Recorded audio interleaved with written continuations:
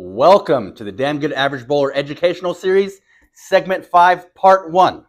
I am your host, Dustin, and with me as always is our pillar of knowledge, our local pro and very own CEO, Coach Michael Price. What's going on, Coach? How you doing, sir? I'm doing great. How are you? Man, I am fantastic. Me too. So, we're here today. You've been running a pro shop for almost 18 years now. Yes, sir. And really the purpose of your being is to help people get a proper fit and grip of their bowling ball to improve their overall bowler profile. So, talking about fit and grip today, what are we doing? So we're actually going to get our good buddy and colleague, Mr. Curtis Wright, out, and we are going to measure him with his conventional span grip and his fingertip span grip. Okay.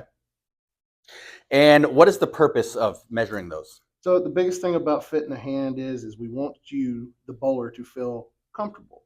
Okay. The second thing is it helps promote rolling the ball more consistently. The third thing is, and one of the many surprises behind this, it actually does help you enjoy the game more. Yes, please. But the common denominator in all that is helping. That's a big common denominator. I like that. So we've got plenty of toys on the table. Coach, tell us what tools are required to do the proper fit and grip and kind of what they are. Okay, so the first thing we have right here, this is our Bill Taylor fitting wheel. This is what we're going to use to measure Curtis's span. Okay. And the second thing we got here is a bowling ball hole fitter. Yep. So basically we're going to measure which size finger and thumb grip that Curtis is going to use. And we also have our span ruler, and we have a couple of index cards because in the shop we keep all of your specs in a card catalog, old school style. Just in case you want to come back and you like the way I measure your hand properly, and we'll just continue on bowling as many bowling balls as you want. Now, you mentioned that briefly. Is that something that you would ever want to check, like, because you're my guy, right? You're my coach.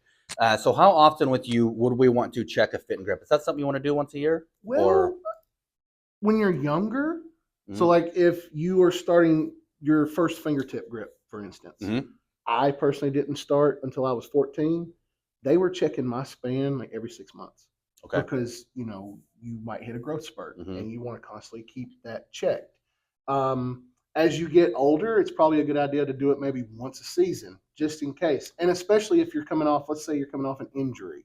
You have a wrist injury, you jam your fingers or your thumb.